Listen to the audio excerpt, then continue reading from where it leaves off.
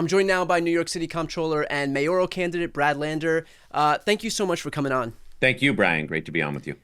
So you made some news today as you were the latest in a long line of Democratic officials, Democratic candidates, or just people who the Trump administration perceives as political enemies to be arrested by this administration. So what preceded this arrest? No.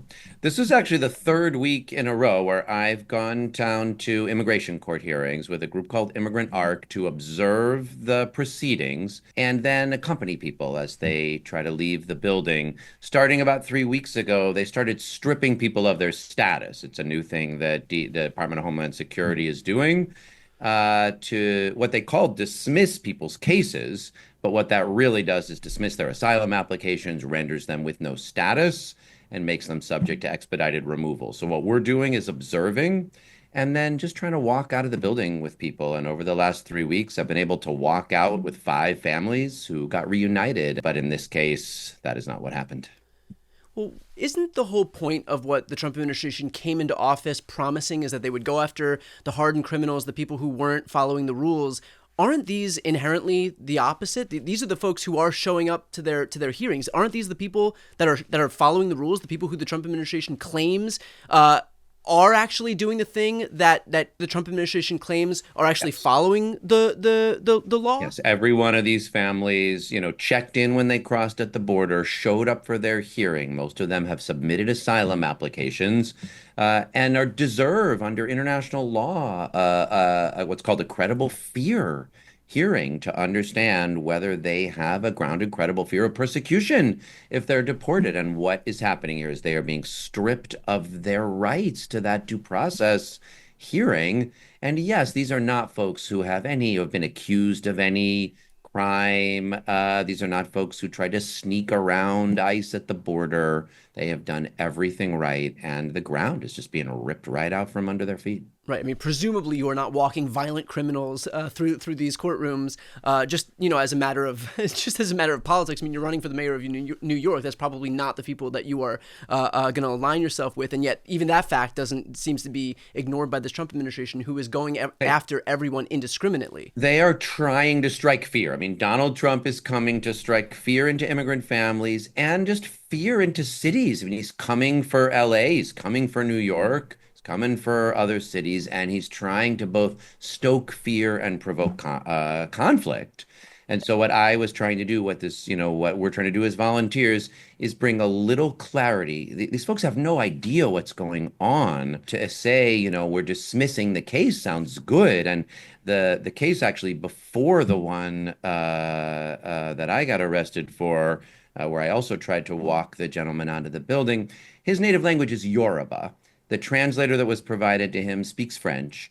And when the judge was trying to explain, when I dismiss your case, you'll have no status. And he looked and he's like, and then she said, do you understand? And he's like, no, what do you mean I'll have no status?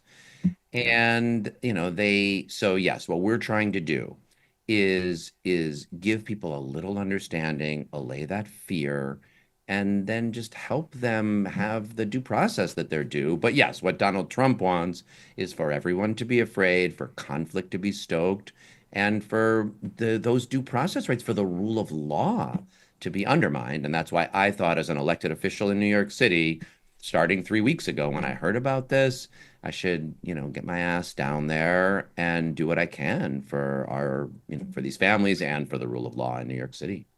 I agree with you that Donald Trump's whole goal here is to stoke fear. He wouldn't do this if that wasn't the goal, because that's clearly the result of this. Why do you think it is that in a situation where he could choose to do this in a way that is, even with a modicum of empathy, he's instead going this route?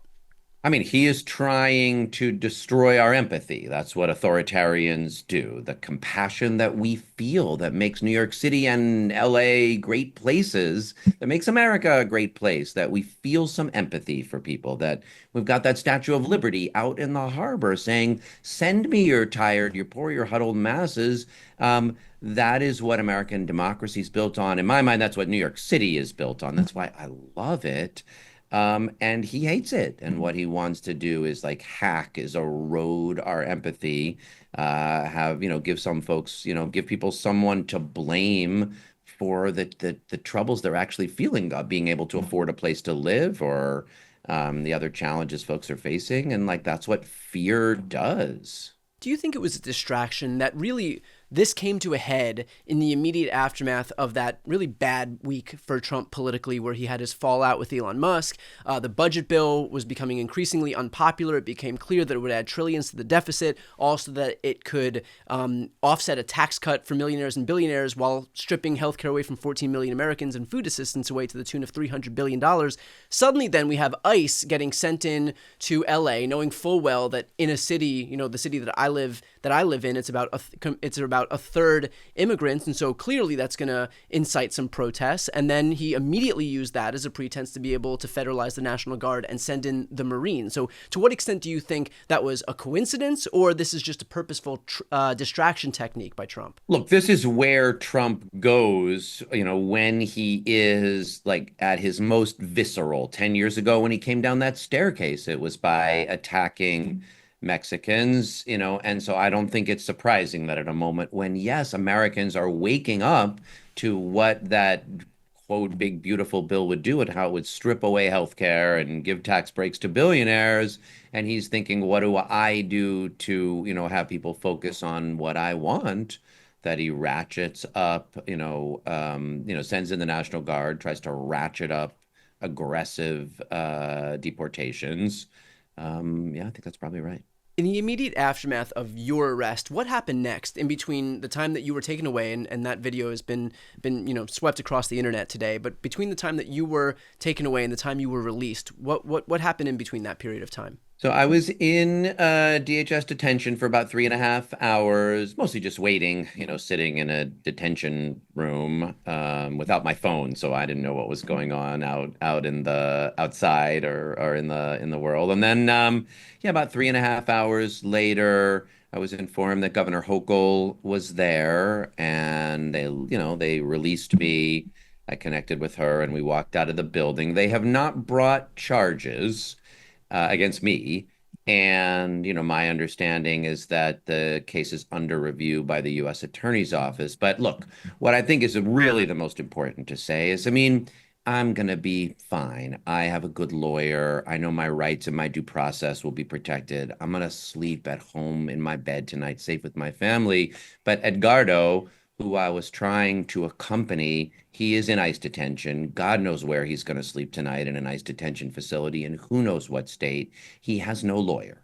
No one even knows to look for him. He has been stripped of his due process rights and the right asylum seekers have to present the credible fear of persecution. So, I appreciate, all of the, nice attention that's been sent my way, but the place where our attention needs to be focused on is on what is happening in our immigration courts and what's happening in our cities. And I'm going to keep showing up for that.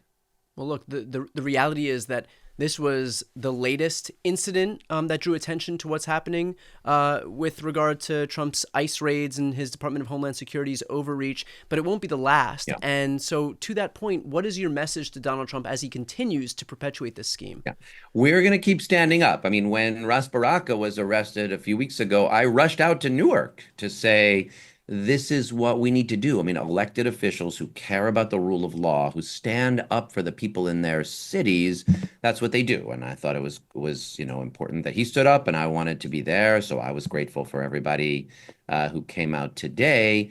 And we've got to stand up. Our democracy is under threat right now. Like this is, when you have that poem, like first they came for the communists, and I didn't speak up because I was not a communist. And then they came for the trade unionists, and then they came for the Jews, and then they came for me, and there was no one left to speak up. This is the time to stand up. So I will be back, doing the observation and watching. I'd urge others to find ways to do it. I was out in the streets as part of the New King's March over the weekend. We had, I think, 75,000 people here, and it was a beautiful march with so many people.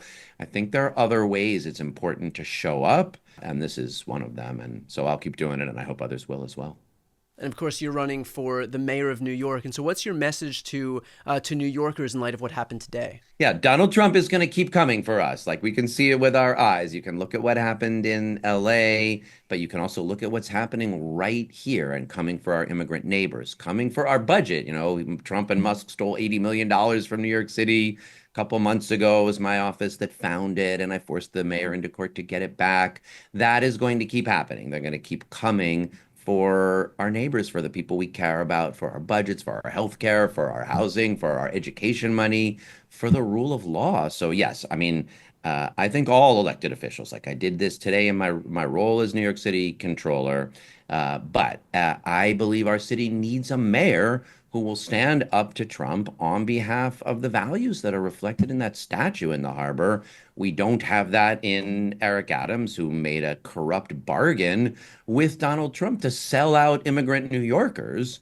And we sure would not have it in Andrew Cuomo, who I don't know if folks saw this, but on the debate stage last week, we all got asked, how will you stand up to Trump? And, Cuomo has this idea that you like do it by like poking a finger in people's chest. But I asked him about these immigrant subway cleaners, who he forced the MTA to hire during the pandemic and then cheated out of the prevailing wages and healthcare they were due. And my office is responsible for enforcing the prevailing wage. So I asked him about that. And somehow out of his mouth came the words illegal immigrants. And I could tell what he was worried about was not that they had been cheated out of their pay or their health care or their due process, but that he might look bad. And at this moment, like New York needs a mayor who will stand up to Donald Trump and fight for those democratic values for our immigrant neighbors and for the traditions the city is based on.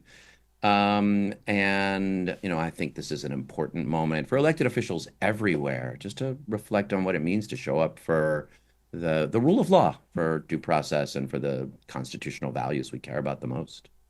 How can folks who are watching and listening right now help your campaign? So Lander for NYC.com, LANDERFOR NYC.com. Sign up there. It's get out the vote. I mean, the election is 1 week from today. I started at a subway stop. I did not expect this to happen. But yes, what we're doing every day is getting out the word. So please, email your friends in New York if you're not in New York. If you're in New York, sign up for a shift, come out to a poll site. Early voting is underway every day now through Sunday. The election day is a week from today. And it's a critical time for the future of our city. Well, look, I will always be glad to use my platform to elevate the fighters, and I appreciate you putting your body and your freedom on the line today to fight back against the overreach of this administration. So with that said, thank you for taking the time today, and best of luck in the campaign trail. Thank you, Brian. I really appreciate it, and really appreciate the opportunity to talk to your listeners.